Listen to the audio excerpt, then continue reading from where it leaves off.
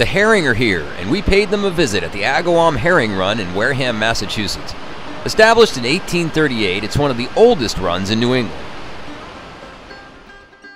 The run supports 3 species of anadromous herring: bluebacks, alewives, and shad.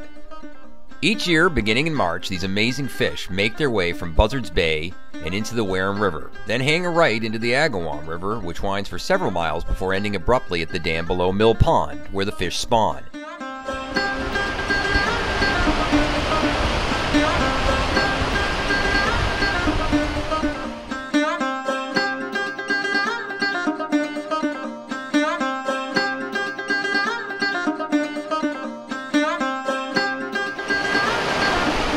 To reach the pond, the herring must negotiate a man-made fish ladder, which bypasses the dam and runs below Busy Route 6. After spawning, the adults drop back into the river and return to the sea, with the young of the year fish following suit in late summer and early fall. While thousands of river herring still make their epic journey each year, the number of fish returning to the rivers of the Northeast have dropped precipitously in the last 10 to 15 years, perhaps due to overfishing at sea, some type of natural cause, or a combination of factors. The decline led to a region-wide moratorium on the taking of river herring in 2006, which means that herring can no longer be taken except by Native Americans. To learn more about the herring situation, Boating Local's Captain Terry Nugent spoke with Matt Bass of the Massachusetts Environmental Police.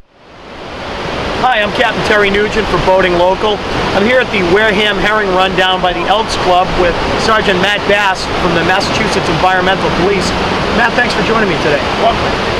Matt, we're down here at the Herring Run. I mean, I remember back in the day, herring were a great striped bass bait all for early season, but you can't keep them anymore, can you? No, as of, I believe, around 2006, they assessed the stocks of herring, river herring, and decided they were on the decline and took some measures to ban their sale, take, or possession in Massachusetts. Starting in 2006, it went into effect for about 3 years. They reassessed again and continued that moratorium to January 1st, 2012. So when you say possess, I mean, not only can't you net them up here, but you can't touch them or anything like that. You can't have them on your boat, no cut bait, nothing like that. You can't have any herring at all. You can't take them, and even if you somebody gave them to you, got them from out of state, you can't possess any river herring in Massachusetts. Interesting. Now, the herring run seems to be pretty full. You know, there's a lot of people around here looking at them. Kids are running around. What time of year do the herring usually come in? Can we see them all year long, or? No, typically you'll get some scouts, some ones that'll show up just a little bit early, probably end of February, early March. Then the big bulk of them will start coming in through March, April, finishing up in May. Okay, we're here in April now, so we're right in the middle of the run. Now, Matt, you said there's a lot of regulations in place right now to protect the river herring. Why do we need to protect the river herring? Why are they important? Well, right now, apparently their populations, their stocks are in a major decline.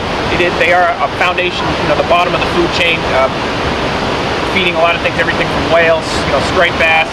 You see some of the birds over here, the ospreys, and people, anything along the line. So that, the foundation of the food chain is always important to maintain the rest.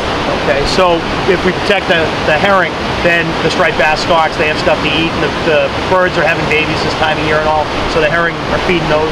Ripple effect all the way up. So Matt, I'm a big fisherman, and herring are great striped bass bait, so yeah, there's a ban on them, but suppose I wanted to come down at night and grab a dozen or so, take them out in the boat and do a little fishing with them. What's going to happen when you roll up on me at the boat ramp and find a couple dozen herring in my live well? Well, good question. That temptation's definitely there. It's each officer, there's a lot of discretion for each officer that encounters a violation like that. Could be anything from as little as a small monetary fine, depending on the situation, up to an arrest or a summons to court. Typically what would happen, you're also going to be subject to having all the gear that you're using in that violation seized as well. So there's fishing rods, buckets, nets, etc. So that typically hurts more than just the fine itself. So if they're in the live well to the big contender, I got a problem on my hands. You might have some explaining to do. Okay, well that's definitely a reason why not to come after these herring.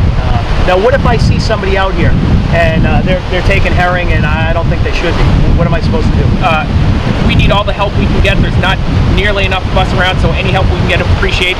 Our radio room, our dispatch center is open 24/7, and please give them a call at 800 632-8075.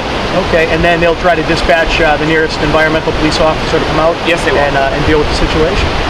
Interesting. Thanks, Matt.